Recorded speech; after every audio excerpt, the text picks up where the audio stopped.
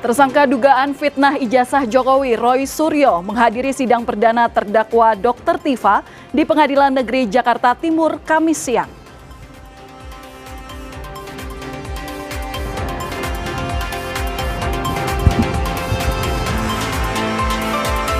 "21 reka adegan diperagakan tersangka Taufik Hidayat dalam rekonstruksi kasus penganiayaan berat dan penyekapan seorang perempuan di Bandung, Jawa Barat.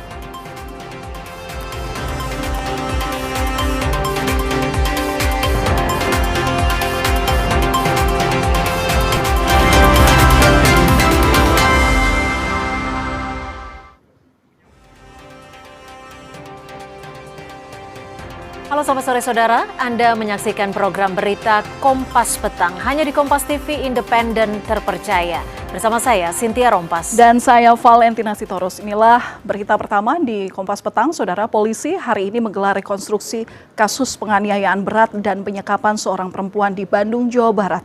21 reka adegan diperagakan tersangka Taufik Hidayat dalam rekonstruksi ini.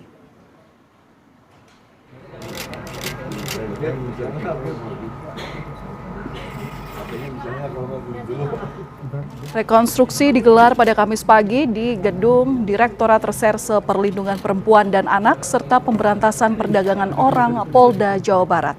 Rekonstruksi dihadiri oleh keluarga korban, kuasa hukum tersangka dan korban, LPSK, dan Kejaksaan.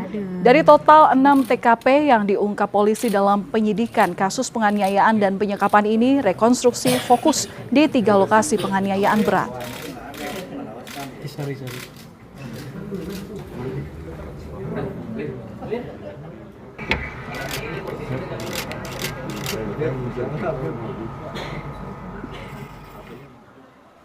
Siap rekod? Siap rekon, Pik. Siap ya.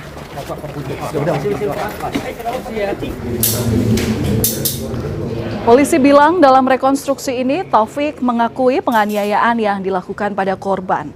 Pada polisi, Taufik mengaku sempat takut korban meninggal dunia akibat penganiayaan yang dirinya lakukan, sehingga Taufik sempat mengobati korban. Rekonstruksi digelar setelah sebelumnya polisi melakukan prarekonstruksi atas kasus penganiayaan berat dan penyekapan seorang perempuan oleh Taufik Hidayat.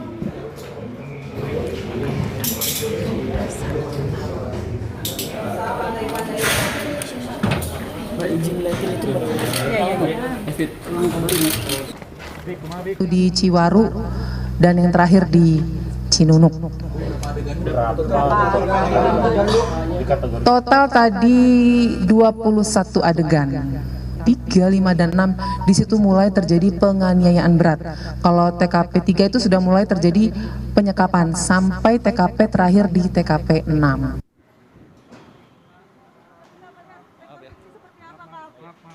Rekonstruksi kasus penganiayaan berat dan penyekapan seorang perempuan di Bandung, Jawa Barat dihadiri langsung oleh kakak korban penyekapan. Usai mengikuti dan melihat adegan penganiayaan yang dilakukan oleh Taufik, kakak korban mengecam kebiadaban penganiayaan Taufik kepada adiknya. Ketika melihat rekonstruksi seperti apa, Kak? Maaf ya, Bu. Ada data emosi juga nggak sih, Kak? Adegan yang biasa. Kasih tahu ke bapaknya, kasih tahu. Dikasih makan apa anaknya gitu sampai melakukan. Kejam banget ya, Kang. Yang paling enteng itu ya. Yang paling itu helm ke kepala saya sampai. Itu paling enteng, Kang.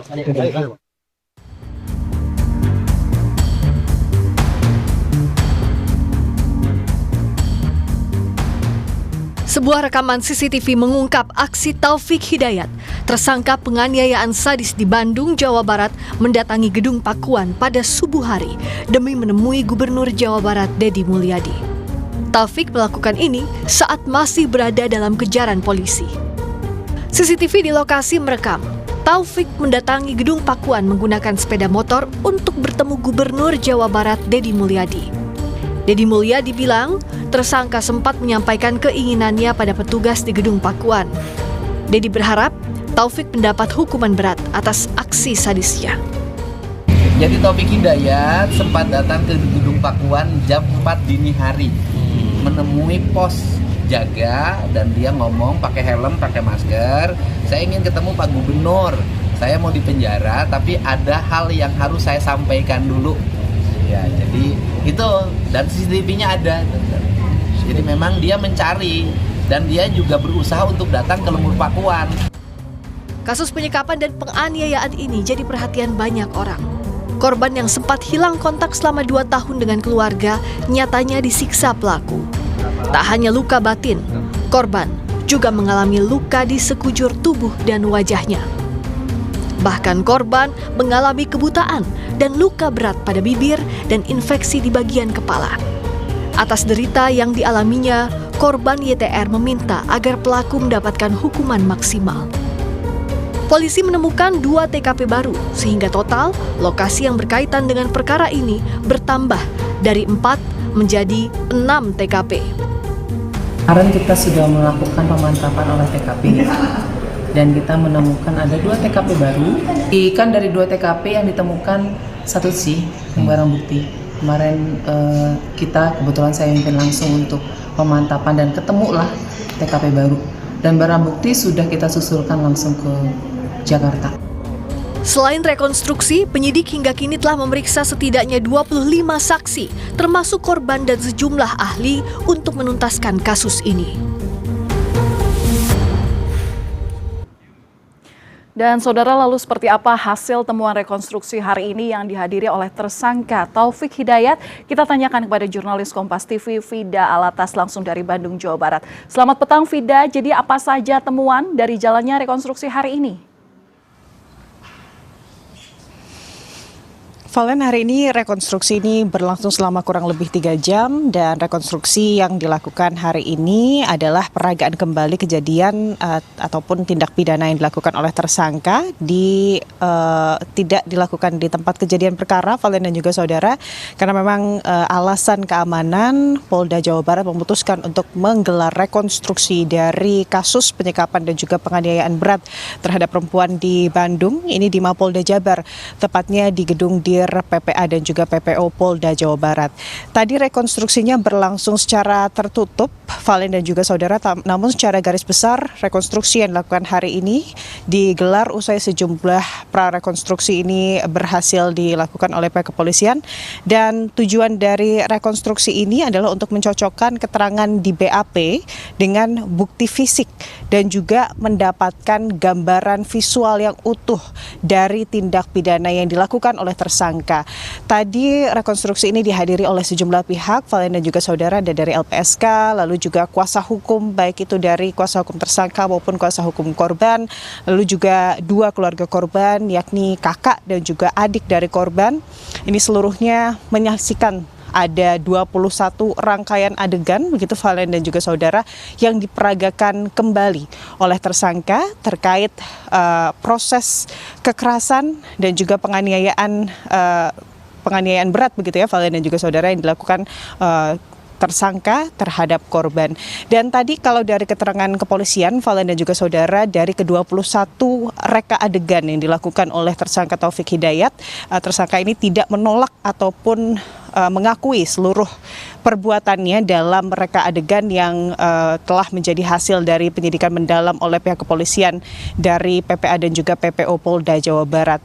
Dan tadi Valen dan juga saudara, yang juga ditekankan oleh pihak kepolisian bersama dengan jaksa, begitu ya, yang juga hadir dalam rekonstruksi ini adalah bagaimana usai rekonstruksi ini digelar, tentunya pihak kepolisian dan juga jaksa ini masih akan terus menggali apa saja kira-kira pasal yang bisa dikenakan terhadap tersangka untuk kemudian memberatkan tadi dari kemudian hukuman bagi tersangka.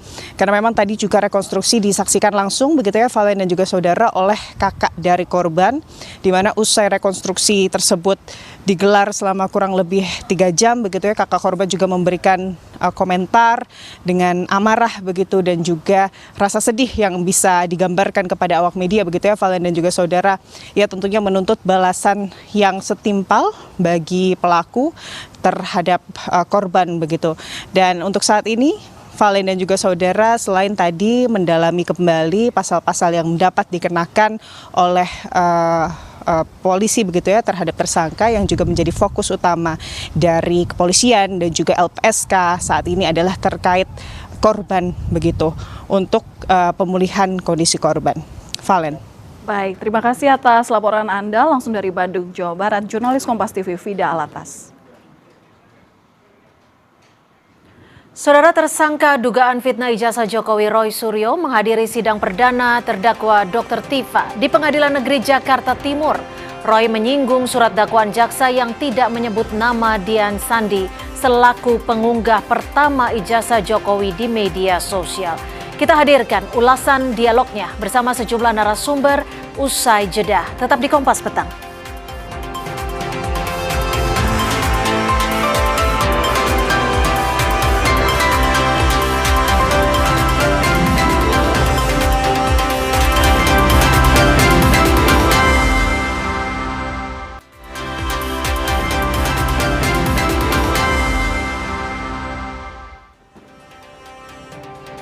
Terima kasih Anda masih bersama kami di Kompas Petang. Saya Cynthia Rompas. Saudara, tersangka dugaan fitnah ijazah Jokowi Roy Suryo menghadiri sidang perdana terdakwa Dr. Tifa di Pengadilan Negeri Jakarta Timur Kamis siang.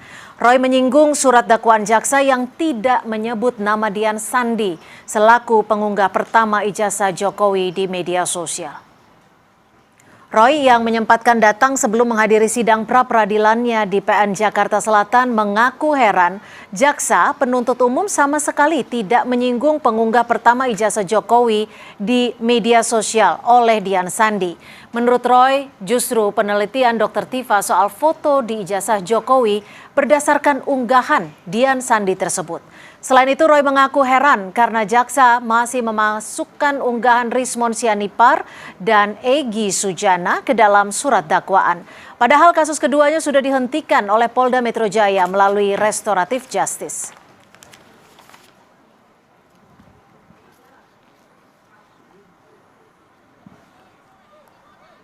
Sebelumnya, yang ternyata harusnya masih ikut juga terlibat di dalamnya. Ada nama Egy Sujana, banyak banget tadi ya, yang kejadian di kantornya Egy Sujana. Ada banyak unggahan dari dokter palsu itu ya, dari dokter Rismon Hasiulan Sianipar, banyak banget ya, Balige Akademi, terus akun-akunnya dia. Nah harusnya, makanya dia tidak bisa kemudian mendapatkan RJ atau kemudian di SP3 begitu saja. Siapa yang mengunggah pertama? Itu yang jelas-jelas betul nanti harus diungkap. Tidak ada nama Dian Sandi yang saya dengar tadi, ya padahal itu jelas betul. Unggahan atau analisis Dr. Tifa yang bisa melihat perbedaan antara dua mata dan lain sebagainya, itu jelas-jelas itu keahliannya. Dan itu dia dihasilkan dari apa? Dari analisis dia terhadap unggahan Dian Sandi. Tifa masuk ruang sidang, sementara itu dalam surat dakwaannya jaksa penuntut umum mendakwa Dr. Tifa melakukan tindak pidana fitnah dan pencemaran nama baik terhadap Presiden ke-7 Joko Widodo. Dalam dakwaannya, unggahan-unggahan dari media sosial milik terdakwa dinilai telah menyerang kehormatan serta nama baik Jokowi. Terdakwa secara terbuka dianggap menuding ijazah S1 milik Joko Widodo adalah palsu.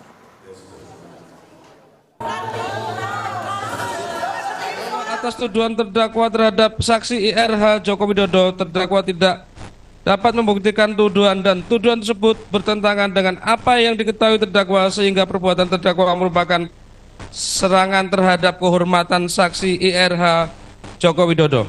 6. Bahwa akibat perbuatan terdakwa tersebut, saksi IRH Joko Widodo mengalami kerugian immaterial yaitu tercemarnya nama baik saksi IRH Joko Widodo secara personal, merasa telah dihina sehina-hinanya dan direndahkan serendah-rendahnya. Bahkan terdapat pihak-pihak yang ikut menuduh saksi IRH Joko Widodo telah menggunakan ijazah palsu dalam pemenuhan persyaratan pencalonan sebagai pejabat publik sebelumnya, yakni menjabat wali kota, gubernur DKI Jakarta, dan Presiden ke-7 Republik Indonesia.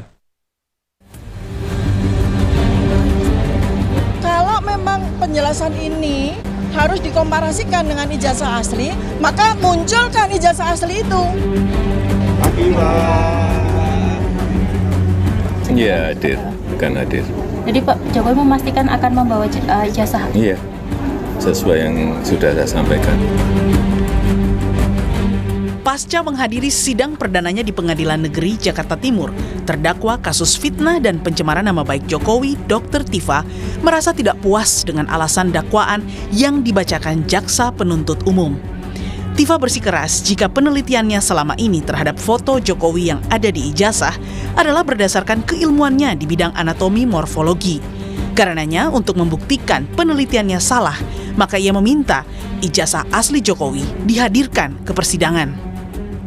Pertama adalah berkaitan dengan ilmu saya, ilmu anatomi morfologi, tentang bagaimana saya melihat dari dokumen yang beredar atau benda digital yang beredar di internet, yang banyak orang mengatakan itu sebagai ijazah Joko Widodo. Di situ saya menyoroti hanya satu hal yang menjadi domain saya, yaitu foto, ya. Karena itu saya menggunakan ilmu saya, anatomi morfologi, untuk memberikan penjelasan, ya. Kalau memang penjelasan ini harus dikomparasikan dengan ijazah asli, maka munculkan ijazah asli itu. Ya, sebab yang saya lakukan observasi itu adalah benda digital yang beredar di internet. Menanggapi jalannya persidangan, tim kuasa hukum Joko Widodo menyatakan perbedaan pendapat di dalam ruang sidang adalah hal yang biasa. Pihaknya juga menegaskan Jokowi sangat siap hadir langsung di persidangan untuk menunjukkan bukti fisik ijazah aslinya. Kemarin kami juga baru bertemu langsung dengan Pak Jokowi juga, dan beliau menyatakan siap untuk hadir, tentunya untuk merupakan penghormatan beliau dapat menunjukkan ijazahnya di forum yang sangat terhormat ini dan forum yang valid. Karena selama ini Pak Jokowi diminta diserang berbagai narasi-narasi oleh pihak-pihak yang tidak bertanggung jawab menurut kami, untuk menunjukkan di forum-forum yang menurut kami juga tidak benar. Beberapa pekan sebelum sidang, Jokowi juga tegaskan apa yang ia janjikan selama ini akan dipenuhi, yakni hadir langsung dan memperlihatkan ijazah aslinya di persidangan. Hadir langsung di persidangan? Iya, hadir, akan hadir. Jadi Pak Jokowi memastikan akan membawa ijazah aslinya ya ke persidangan? Iya, sesuai yang sudah saya sampaikan. Usai mendengarkan bacaan surat dakwaan dari Jaksa Penuntut Umum, pihak Dr. Tifa memastikan akan mengajukan perlawanan atau eksepsi pada persidangan lanjutan minggu depan. Jian Jufri, Gahniar, Kompas TV, Jakarta. Dr. Tifa menolak dakwaan jaksa yang menyatakan perbuatannya adalah fitnah terhadap kehormatan Jokowi. Tifa pun meminta agar ijazah asli Jokowi wajib diperlihatkan di persidangan. Akankah jaksa menghadirkan Jokowi dan ijazah aslinya? Kita bahas bersama kuasa hukum Dr. Tifa, Ajis Yanuar, dan juga Sekjen Waketum Brigadir Rakyat Nusantara, Bang Ade Darmawan, yang sudah hadir di studio, dan juga pakar hukum pidana Universitas Pelita Harapan, Profesor Jamin Ginting, yang sudah hadir melalui sambungan Zoom. Selamat sore, Prof. Terima kasih sudah bergabung bersama kami. Bang Ade, Bang Ajis, terima kasih sudah bergabung bersama kami di studio juga. Assalamualaikum Mbak Cynthia. Waalaikumsalam warahmatullahi wabarakatuh. Bang Ajis tadi ikut mendampingi dalam pembacaan dakwaan Dr. Tifa.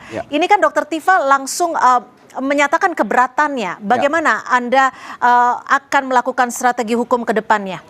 Ya, terima kasih. Jadi memang kita sudah menyiapkan untuk dulu bahasanya eksepsi ya. Saat ini perlawanan di KUHP yang baru. Nah, kita sudah menyiapkan beberapa dalil argumen dan juga bukti-bukti kami ya terkait dengan dakwaan jaksa yang memang masih tahap awal ya kita pelajari, tapi kita sudah ada kerangkanya tadi sebagian, dan tinggal nanti kita finishing. Insya Allah nanti pada hari hanya bisa kita perlihatkan dan kita sampaikan di muka persidangan, insya Allah. Seperti itu, Mas. Kalau tadi yang kita dengar sama-sama dakwaan jaksa itu lebih keterkaitannya dengan cuitan Dr. Tifa di media sosialnya dan juga tayangan talk show yang menghadirkan Dr. Tifa itu sendiri. Di mana poin keberatannya? Ya, jadi gini, yang pertama saya sampaikan tadi, mungkin kita simak bareng-bareng ya. Ada 28 unggahan yang dimaksud oleh jaksa ya. Tapi yang langsung direct dari Dr. Tifa sendiri hanya 5. Ini kan bercampur dengan yang lainnya. Nah, ini menandakan dari awal perkara ini ada yang nggak beres. Karena ada asas similia similibus. Jadi perkara itu harus putus dengan cara yang sama juga. Nah, jadi ada beberapa terlapor waktu itu yang memang sudah calon tersangka, quote unquote seperti itu, kemudian dihentikan, kan begitu. Nah, tapi maksud Anda yang sudah SP3 itu? Ya, tapi yang lainnya yang sekali lagi tanda petik tidak kooperatif dilanjutkan. Ini kan maksud saya, ini membuktikan bahwa ada diskriminasi. Ya, kenapa? Ya, tadi kan saya katakan. Lalu juga ada istilahnya dari bahasa Belanda itu ondelbartheid van klacht. Jadi bahasa awamnya. sifat tidak terbaginya ya adanya aduan. Jadi nggak bisa tuh dibagi-bagi secara prinsip seperti itu ya yang saya pelajari ya, yang kami sama-sama pelajari di Fakultas Hukum. Nah maka dari itu salah satu keberatan kami adalah hal tersebut. Bagaimana bisa mereka memasukkan semua, di situ ada terlapor lainnya waktu itu. Nah kemudian Dokter Tifanya hanya 5 di situ. Nah kemudian ada juga mengenai tuduhan merekayasa. Dokter Tifa nggak punya kemampuan untuk merekayasa sebagaimana dimaksud jaksa di Undang-Undang ITE ya. Nah jadi maksud saya nggak fair ketika dia dituduhkan kemudian didakwakan dengan kegiatan yang tidak ia lakukan. Saya mensupport karena memang undang-undang ITE tadi ya. spesialisasi Dokter Tifa sendiri adalah anatomi morfologi seperti Kurang itu lebih ya. seperti itu, jauh dari undang-undang ITE seperti itu. Bagaimana Bang Ade menanggapi ini? Ada keberatan dari Dokter Tifa dan juga kita tahu bahwa sebenarnya objek di sini adalah ijazah Pak Jokowi. Jadi gini, Mbak Cynthia, kalau kita mempelajari dari dakwaan tadi, jelas dikatakan bahwa ada beberapa postingan terkait foto, kan itu.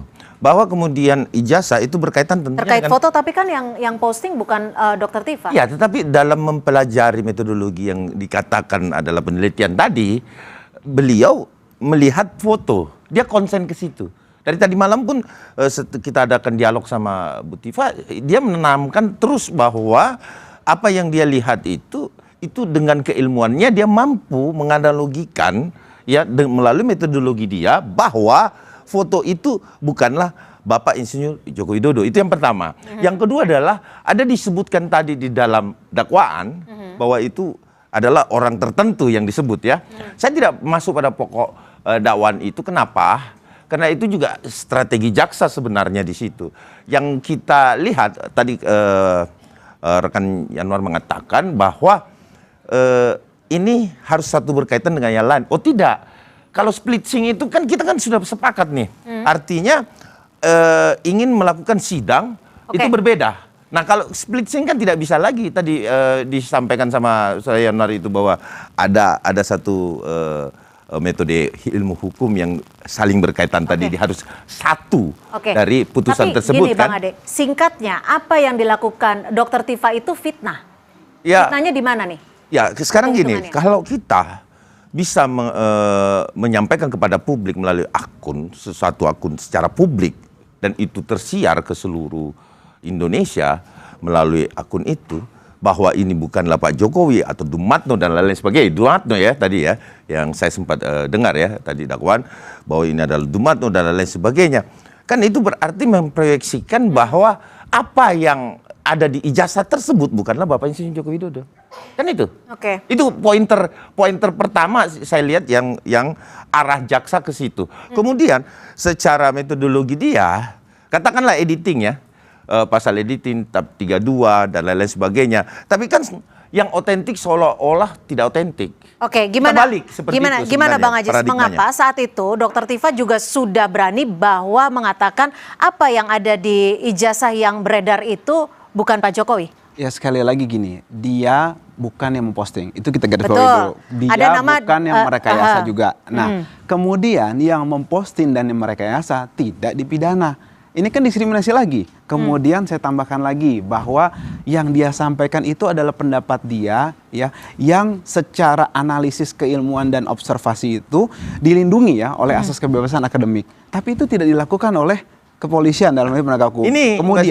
Kemudian jangan lupa Bang Yanwar. Ini yang saya katakan. Jangan lupa sejak kapan Pak Jokowi namanya jadi Mukidi, jadi Mulyono. Tadi kita dengar semua dakwaan itu. Iya, tetapi ada salah satu postingan dari 5 itu Mukidi, dia tetap menyebutkan bahwa mantan presiden ke-7 gitu loh. Ya kan itu. Kan ada tadi kita baca kan bersama kan. Dakwaan kita simak baik-baik. Dari 28 hampir separuhnya itu bahasanya Mukidi, Mulyono masuk.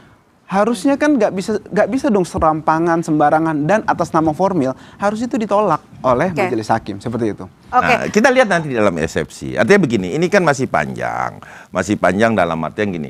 Tentu teman-teman dari kuasa hukum Dokter Tifa itu kan besok nih eksepsi nih. Tentu masih ada putusan sela sebelum masuk ke pembuktian dan lain sebagainya kan.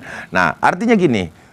Kalau menurut saya sih hari ini harusnya kita konsentrasi pada pembuktian dan eksepsi beliau coba saja. kalau kita melihat struktur hukumnya, saya coba ke Prof. Jamin. Prof, kalau pokok perkaranya adalah fitnah dan pencemaran nama baik, tapi di sini juga belum ya disebutkan oleh jaksa terkait dengan yang menjadi objeknya. Kita ini harus mulai dari mana ketika ijazah aslinya juga belum dihadirkan? Tapi dijawabnya usai jeda, tetap bersama kami di Kompas Petang.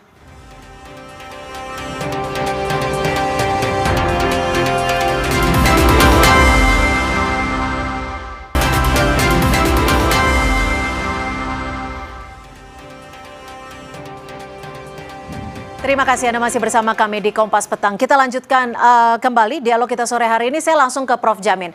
Prof. Jamin, ketika seseorang sudah didakwa dengan dakwaan fitnah, apakah dalam kasus ini khususnya ijazah yang menjadi objek perdebatan harus langsung dihadirkan dalam sidang? Prof.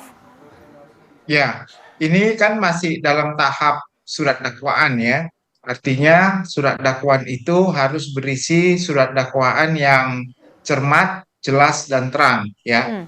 Nah, kecermatan itu terkait tentang lokus delikti, yaitu tempat di mana terjadinya tindak pidana, dan tempus, kapan terjadinya tindak pidana. Karena itu akan berkaitan dengan ketentuan hukum mana yang akan digunakan, yang barukah, yang lamakah. Kalau lokus berarti tempat di mana dia melakukan tindak pidana, apakah melalui sarana elektronik. Tadi sudah disebutkan ada pasal 126 terkait dengan penggunaan sarana elektronik. Nah, dari ini maka yang menjadi dasar surat dakwaan dan pembuktiannya ke depan yang dilakukan oleh jaksa penuntut umum tentu terkait tentang lokusnya. Lokusnya di mana? Kalau lokusnya itu adalah sarana elektronik, maka itu yang menjadi dasar pencemaran atau penghinaan melalui sarana elektronik. Nah, apakah sarana elektronik yang disebut itu mempunyai autentikitas ya, autentik ya, dapat diklarifikasi melalui forensik digital bahwa itu benar adanya dari orang yang mengirim. Nanti dari pengiriman itu maka akan disandingkan dengan bukti asli dan keterangan. Jadi nggak cukup dengan bukti asli yang hadir di persidangan itu bendanya, buktinya sertifikat Jokowi saja, tetapi juga Jokowinya hadir dan orang yang pernah menerbitkan sertifikat hadir dan juga legalitas, artinya orang yang mengeluarkan itu juga hadir. Nah, kekuatan pembuktian inilah yang akan menjadi kekuatan pembuktian yang autentik dan kuat, saya kira nantinya bisa diajukan oleh jaksa.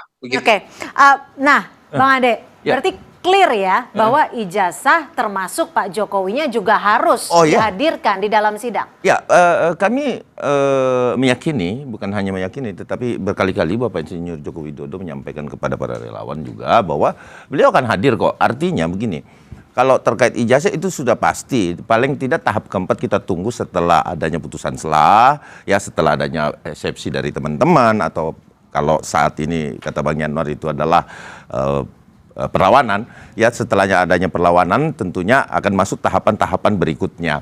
Bahwa kemudian yang menarik buat saya tadi Bang Yanwar adalah persoalan Mukidi. Nah, kami tahu arah pembelaan ini jadinya. Kemana? Kenapa?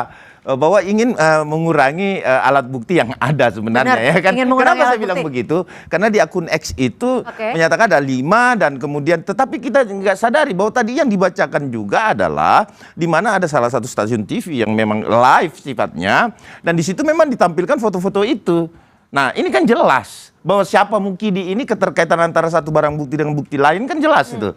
Bahwa ini keterkaitannya. Sehingga saya menganggap bahwa hari ini juga teman-teman lawyer kita udah tahu arah pembelaannya kemana. Arah pembelaan gitu Anda untuk klien Anda seperti itu Bang Ajis? Itu hanya salah satu dari sekian banyak sih sebenarnya. Jadi, berarti betul untuk mengurangi barang bukti atau gimana? Tentu saja. Jadi gini, kalau misalnya tadi terbukti, kita sama-sama mengakui bahwa memang kan tidak pernah Pak Joko Widodo namanya berganti jadi Mukidi, jadi Mulyono, jadi JKD JKDK gitu, Jokodok lah gitu kan.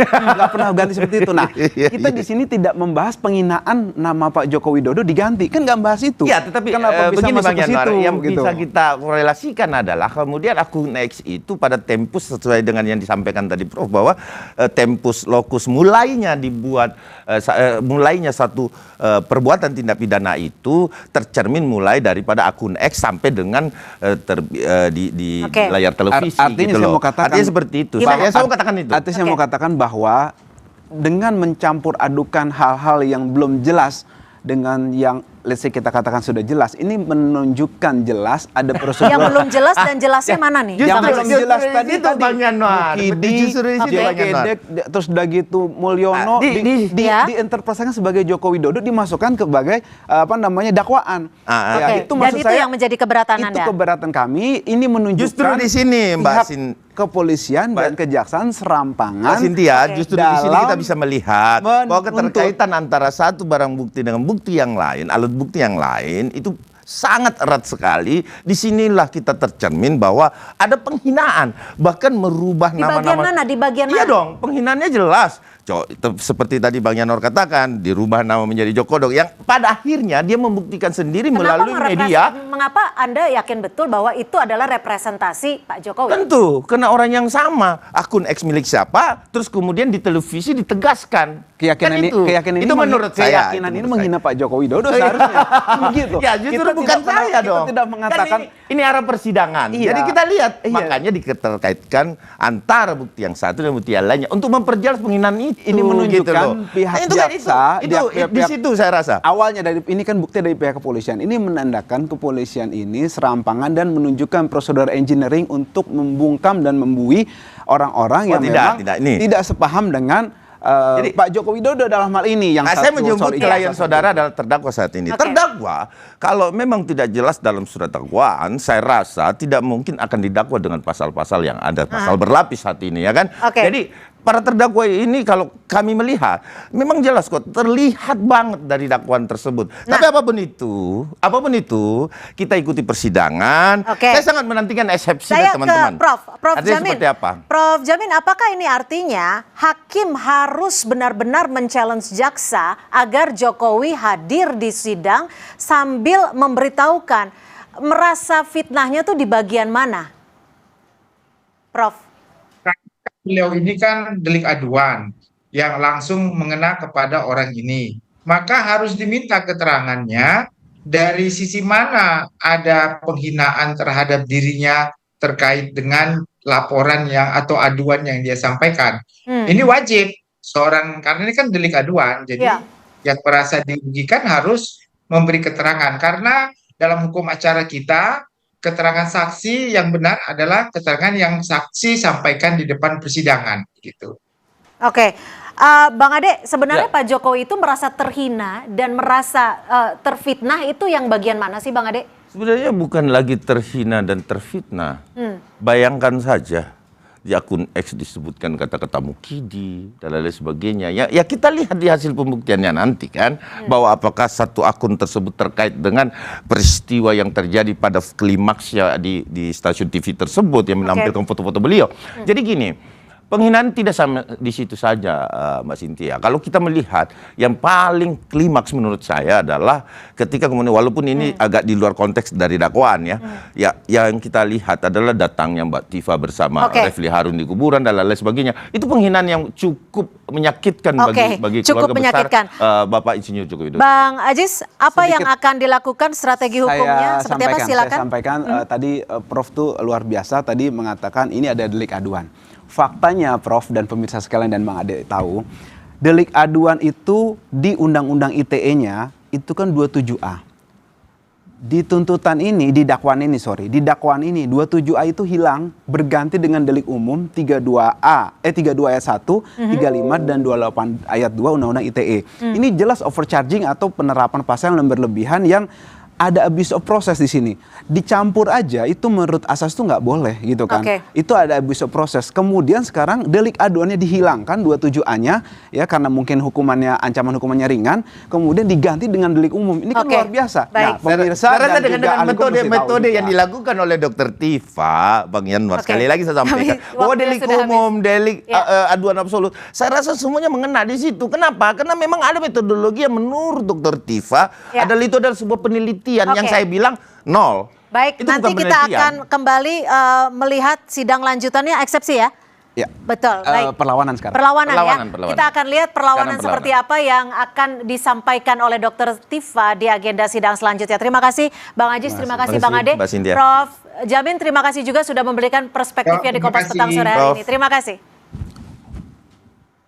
Saudara, informasi lainnya masih akan kami sajikan selepas jeda di Kompas Petang. Ketua DPP PDI Perjuangan Puan Maharani menepis pandangan sejumlah parpol yang menilai partainya abu-abu di pemerintahan Presiden Prabowo Gibran. Kita hadirkan ulasan dialognya bersama sejumlah narasumber usai jeda.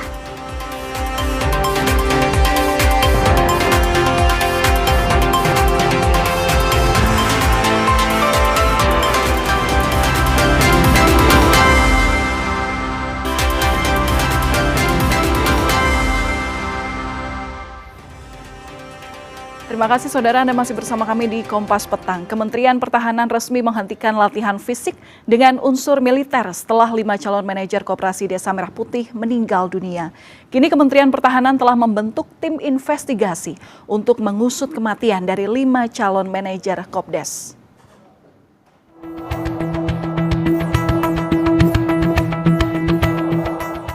Kementerian Pertahanan menghentikan latihan fisik dan militer dalam program pelatihan calon manajer Koperasi Desa Merah Putih. Latihan fisik seperti angkat senjata akan diganti dengan olahraga ringan serta fokus pada materi bela negara dan manajerial.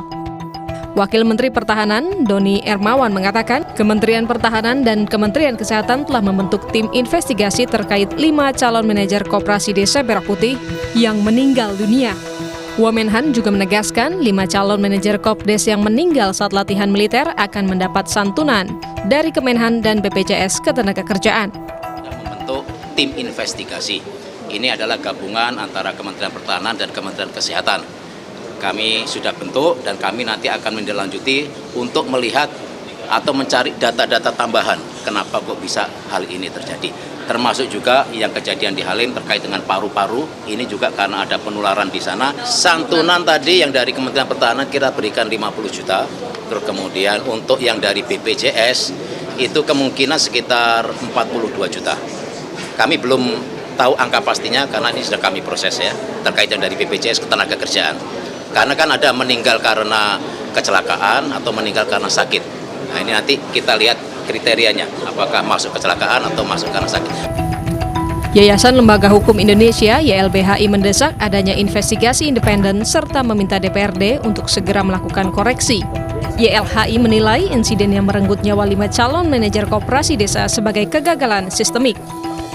Kami mendesak ada pengusutan atau investigasi independen berkaitan dengan peristiwa ini. Dan kami mendorong Komisi Nasional Hak Asasi Manusia dan juga aparat penegak hukum untuk kemudian turun tangan melakukan investigasi secara menyeluruh. Dan jika ditemukan adanya kejahatan atau pelanggaran hukum, kasus ini kemudian harus diselesaikan secara tuntas. Menteri Koperasi Ferry Juliantono merespons alasan Kemhan terlibat dalam program pelatihan calon manajer Koperasi Desa Merah Putih. Ferry menyebut sejak awal pembentukan Koperasi Desa Merah Putih sudah melibatkan sejumlah instansi pemerintah sesuai dengan instruksi Presiden. Saat ini pemerintah sedang menyiapkan peraturan Presiden sebagai dasar pelaksanaan Koperasi Desa Merah Putih. 25 itu aja udah melibatkan semua 18 kementerian lembaga termasuk pemerintah provinsi dan biasanya kota kan lazimnya ada leading sektornya, artinya ada kementerian yang ada. Itu Inpres melibatkan 18 kementerian lembaga dan waktu itu dibentuk satuan tugas untuk bikin aktenya badan hukumnya, memutuskan untuk melakukan evaluasi dan alhamdulillah seperti yang tadi Pak Yogi sampaikan bahwa pihak Kementerian Pertahanan kami juga kemudian sama-sama melakukan evaluasi. Tak hanya menghentikan latihan militer, sejumlah pihak mulai dari LSM hingga politisi PDIP bahkan meminta pelaksana bertanggung jawab atas meninggalnya 5 calon manajer Koperasi Desa Merah Putih saat latihan militer. Tim Liputan, Kompas TV.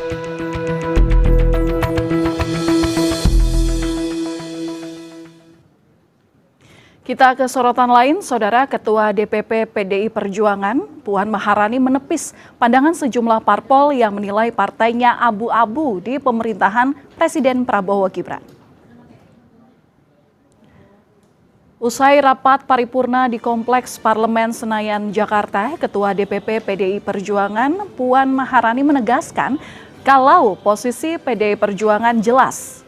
Sebelumnya, sejumlah parpol ini menyoroti posisi PDI Perjuangan sebagai partai penyeimbang yang dinilai abu-abu.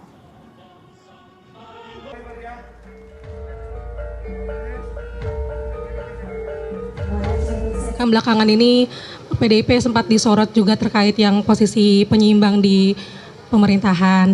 Nah, mungkin ada tanggapan dari Mbak Puan, soalnya disebut mungkin posisi PDIP ini dinilai abu-abu gitu. Makasih Mbak Puan. Enggak kok, kita jelas.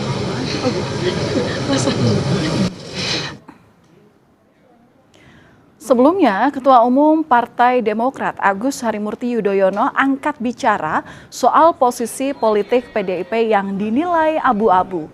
AHY menyebut Partai Demokrat menghormati sikap dan kepentingan politik setiap parpol.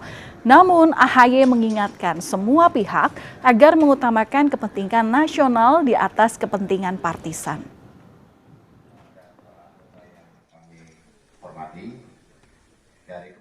Tahun 2026 menuju 2029 juga masih agak lama.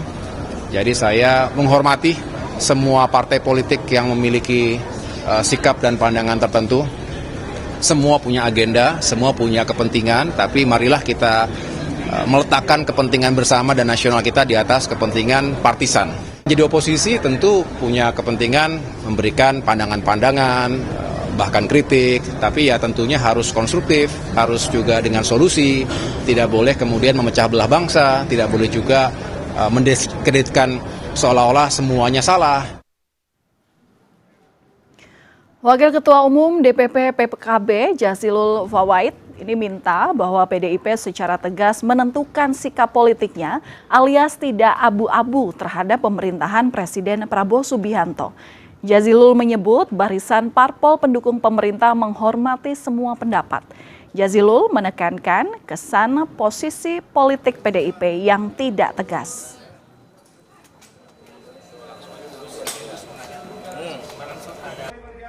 Ya, jangan abu-abu sikapnya.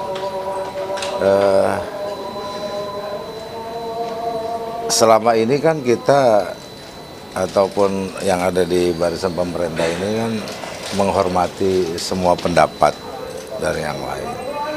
Tapi kalau ada kesan mengganggu itu tidak baik karena selama ini memang ada kesan gitu di sana dan di sini belum tegas posisinya. Penyeimbang kayak apa itu nggak apa. Saudara, PDI Perjuangan kembali menegaskan posisinya dalam menjawab sorotan posisinya yang dituding abu-abu. Kenapa PDI Perjuangan kembali menegaskan posisinya ini? Apakah PDI Perjuangan gerah dengan sorotan partai koalisi pemerintah? Lalu apakah partai koalisi pemerintah menilai posisi PDIP sudah berada di posisi penyeimbang atau memang abu-abu? Kita bahas bersama dengan juru bicara PDI Perjuangan Ansy Lema dan juga anggota Majelis Tinggi Partai Demokrat Syarif Hasan. Selamat petang, Bang Ansy, Bang Syarif, apa kabar? Ya, selamat petang. Sehat semuanya. Sehat, semoga kabar sehat selalu bersama Anda dan juga keluarga. Saya ke Bang Ansy dulu, Bang Ansy. Jadi apa sih sebenarnya yang membuat Mbak Puan tadi baru saja di DPR itu menegaskan lagi posisinya bahwa singkat, jelas, artinya tidak abu-abu? Yang Mbak Puan menjawab pertanyaan wartawan. Wartawan yang bertanya dan Mbak Puan menjawab. Ya, artinya apakah Anda melihat bahwa tudingan posisi abu-abu ini membuat resah PDI gitu? PDI Perjuangan itu bukan partai abu-abu yang pragmatis dan oportunis. Sikap dan posisi politik PDI Perjuangan itu jelas, lugas, dan tegas sebagai partai penyeimbang. Apa itu partai penyeimbang? Partai penyeimbang itu adalah partai yang memposisikan diri di luar pemerintah dan memainkan peran sebagai mitra strategis dan juga mitra kritis. Menurut kami sikap politik ini adalah sikap politik yang sudah berdasarkan konstitusi kita dan pilihan sistem pemerintahan kita adalah sistem pemerintahan presidensil. Jadi berdasarkan sistem ketatanegaraan kita tidak memilih sistem parlementer yang mengenal oposisi dan juga koalisi dalam perspektif oposisi biner, vis a vis. Tetapi kami melihat sistem presidensil ini adalah sistem yang memberi ruang kepada partai politik untuk bergabung dalam pemerintahan atau berada di luar pemerintahan sembari memainkan peran secara proporsional. Jika kami melihat pemerintah Presiden Prabowo Subianto menjalankan kebijakan dan program kerjanya sesuai dengan konstitusi dan sejalan dengan kepentingan rakyat, maka kami akan mendukung dan memberikan apresiasi. Tetapi jika sebaliknya kami lihat tidak sesuai dengan konstitusi dan bertentangan dengan kepentingan rakyat, maka kami memberikan sikap kritis berupa evaluasi, kritisisme, dan menurut kami ini adalah bagian dari upaya untuk membangun demokrasi politik yang sehat. Ya, Kita tahu bahwa PDI Perjuangan Dari yang Anda sampaikan, memang menurut Anda PDIP di sini dalam pemerintahan Prabowo Gibran ini adalah sebagai penyeimbang begitu. Tapi kalau Anda melihat apa sebenarnya motif dari sejumlah parpol yang menyoroti bahwa PDIP abu-abu, ini isunya kembali bergulir begitu, Bang? Ya, bukan urusan kami untuk mengomentari posisi sikap politik dari partai-partai politik yang lain. Mestinya partai-partai politik yang bergabung dalam kabinet Presiden Prabowo Subianto itu fokus saja kerja bantu presiden, ukir prestasi buat legacy. Jangan buang-buang energi ya untuk mengomentari sikap dan posisi politik PDI Perjuangan begitu. Jadi kalau kami lihat ini Presiden Prabowo pada level paradigma, school of thought ini udah bicara hal-hal yang prinsipil, mendasar dan fundamental. Menyangkut kedaulatan bangsa, kemandirian ekonomi, tetapi pada level kebijakan, level hasil implementasi, ini dikritik oleh banyak pihak, amburadul. Dan kita tahu bahwa ya banyak ketua umum partai dan juga politisi dari partai-partai yang menjadi pendukung Presiden Prabowo itu duduk dalam jabatan menteri, wakil menteri, posisi kementerian teknis. Mestinya baik. Kerja bantu Presiden Prabowo. Baik, kalau Pak Syarif melihat seperti dengan yang sudah disampaikan Mbak Puan tadi di DPR dengan tegas bahwa tidak abu-abu, jelas, apakah Anda juga sudah melihat bahwa posisi PDIP ini sudah menjadi penyeimbang atau memang masih abu-abu kesannya? Menyangkut statement Mbak Puan dan teman-teman di PDIP, menurut hemat kami itu adalah merupakan hak prerogatif dan kebijakan internal yang patut kita apresiasi. Kita berikan suatu tanggapan bahwa proses check and balance itu akan semakin bagus di parlemen. Dan kalau PDIP dalam hal ini sama dengan yang pernah dilakukan oleh Demokrat juga sebagai pernah menjadi the ruling party dan juga pernah menjadi oposisi, tentu proses demokrasi itu di dalam mengawal pemerintahan itu saya pikir akan memperkaya alam demokrasi ini, karena itu juga memang sudah diamanatkan oleh konstitusi. Jadi saya memberikan juga apresiasi atas sikap daripada PDIP, dan itu adalah hak daripada PDIP seperti dengan yang pernah dilakukan oleh Demokrat juga. Mari kita memberikan suatu kesimpulan bahwa ini adalah untuk memperkaya demokrasi dan juga pada dasarnya akan menguntungkan rakyat Indonesia. Baik, Demokrat pernah dalam posisi oposisi. Nah, menurut Anda seharusnya seperti apa PDIP, Pak Syarif? Masukan-masukan yang positif dari teman-teman yang tidak berada dalam pemerintahan ataupun yang berada dalam di luar pemerintahan. Saya pikir itu adalah suatu hal yang sangat bagus buat demokrasi kita. Oke, Pak Syarif, berarti menurut Anda saat ini Indonesia lebih membutuhkan oposisi yang tegas dibanding posisi di tengah alias penyeimbang, begitu? Jadi memang pada dasarnya ini negara kita ini kan negara besar, sehingga perlu satu proses pengawalan di mana proses demokrasi itu tetap dijunjung, proses check and balance itu tetap diangkat, tetapi dengan satu tujuan bahwa ini adalah demi kepentingan bersama. Dan saya pikir semua partai-partai juga akan memiliki sikap yang demikian, memiliki sikap bahwa ya tentunya kita menginginkan agar pemerintahan ini bisa berjalan dengan bagus, semua program-programnya yang dicanangkan itu bisa berjalan dengan bagus, dan kalau ada terjadi ketidaksempurnaan, tentu kewajiban dari partai-partai, apakah partai-partai itu yang berada di dalam pemerintahan ataupun di luar pemerintahan, untuk memberikan masukan. Nah, ini saya pikir perlu satu kebersamaan di dalam hal ini.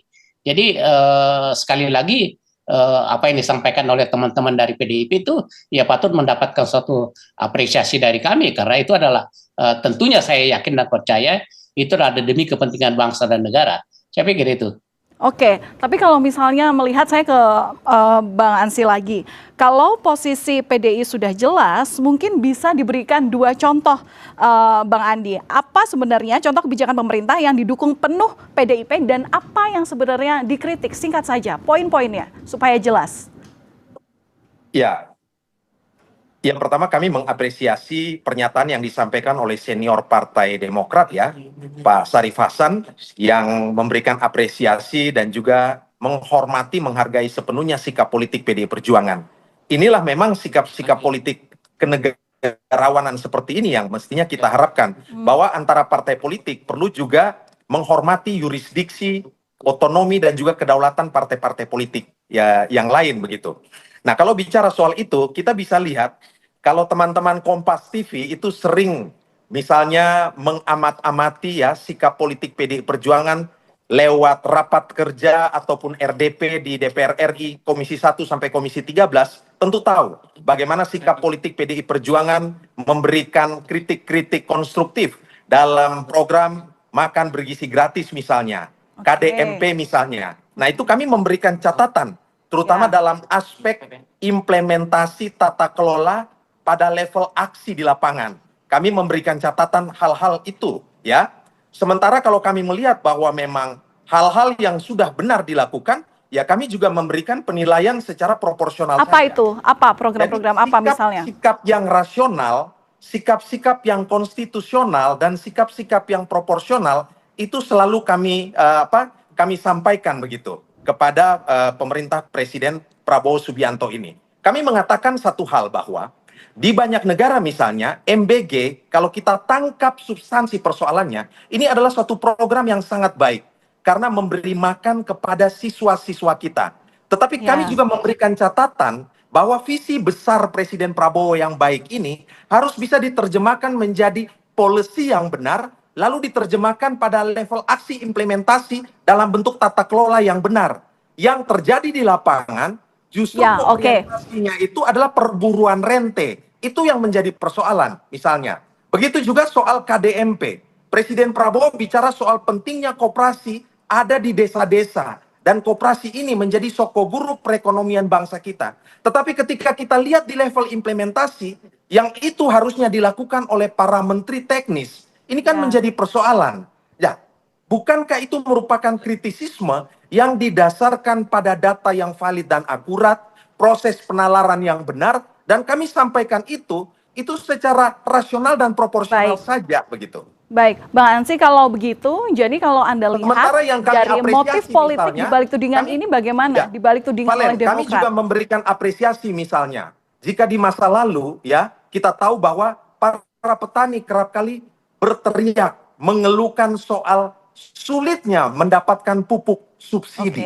Hari ini kita harus akui bahwa pemerintahan Presiden Prabowo Subianto itu lebih baik dalam menata, mengelola, dan juga mendistribusikan pupuk subsidi ini kepada para petani. Baik, Ini kami satu hal mengerti. yang Kami mengerti Bang Ansy bahwa memang ada beberapa program yang memang didukung oleh PDIP dan juga memang ada yang memang harus dikritik. Tapi memang Anda tidak memungkiri bahwa kritiknya bersifat konstruktif begitu. Saya ke Pak Syarif terlebih dahulu. Pak Syarif, jadi kalau misalnya Mbak Puan sudah tegas terkait dengan posisinya saat ini yang tidak abu-abu, jelas begitu, apakah Anda menganggap bahwa polemik ini sudah selesai atau memang masih menantikan langkah politik dari sikap politik dari PDIP? Pak Syarif? Halo, tolong diulangi, baru masuk. Saya baru masuk, Mbak. Oke, Pak Syarif, jadi saya ulang, kalau misalnya Mbak Puan tadi sudah menyampaikan bahwa posisinya tegas, tidak abu-abu, apakah Anda menganggap atau Demokrat menganggap bahwa polemik ini sudah selesai atau memang masih menantikan sikap politik dari PDIP sendiri?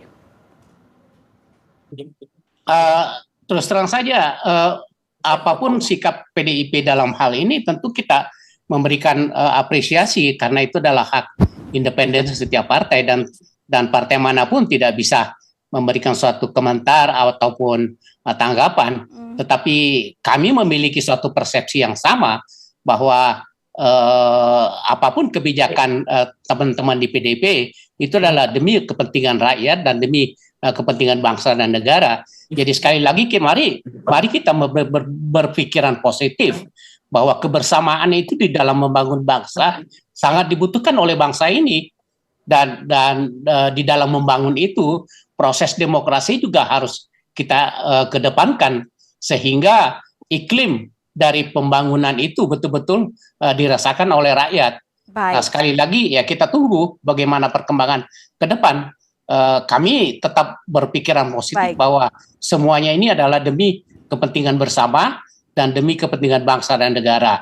Saya pikir itu dan kita adalah mitra dan tentunya kita harus bekerja sama untuk bergandengan tangan untuk mensukseskan apa yang diinginkan oleh rakyat. Saya pikir itu, Mbak. Baik, terima kasih sudah berbagi pandangannya bersama kami di Kompas Petang, juru bicara Partai Demokrasi Indonesia Perjuangan, Bang Ansy Lema, dan juga anggota Majelis Tinggi Partai Demokrat, Pak Syarif Hasan. Terima kasih, salam sehat selalu. Terima kasih. Saudara, kami akan kembali usai jeda dengan informasi dari dunia olahraga, di mana Cristiano Ronaldo akan memimpin rekannya saat Portugal mempersiapkan pertandingan 16 besar mendatang melawan Kroasia pada lanjutan turnamen Piala Dunia 2026.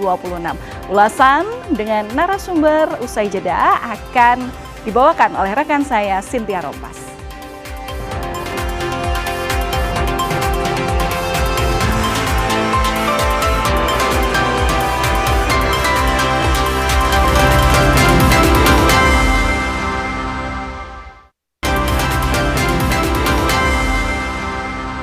Timur. Roy menyinggung surat dakwaan jaksa yang tidak menyebut nama Dian Sandi selaku pengunggah pertama ijazah Jokowi di media sosial.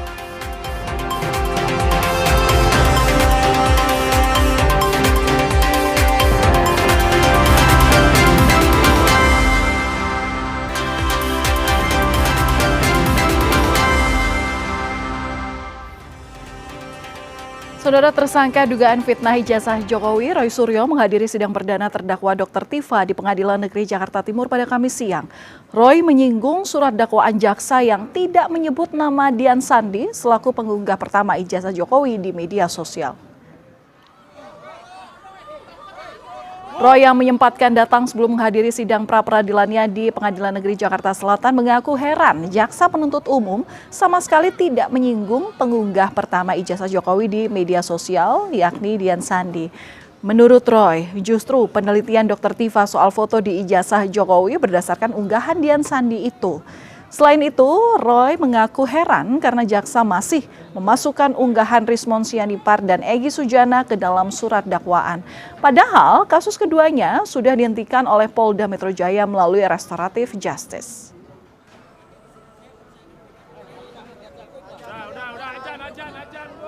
Saudara Menteri Pertahanan Israel Katz menegaskan Israel siap menyerang Iran lagi jika diperlukan.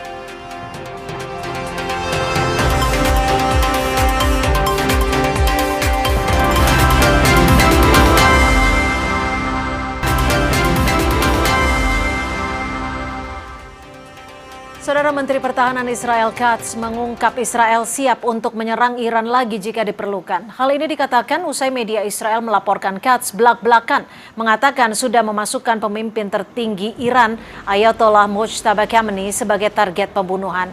Pernyataan mengejutkan Katz dilakukan usai Israel yang sebelumnya merilis video latihan pertahanan udara di tengah gencatan senjata dengan Lebanon. Katz mengatakan akan melawan mereka yang berusaha menghancurkan Israel. Ia menuding Iran memimpin poros kejahatan dan itu sebagai alasan menghancurkan program nuklir Iran. Katz bilang Israel membunuh seluruh pemimpin Iran, terutama Khamenei yang diklaim memimpin rencana untuk menghancurkan Israel.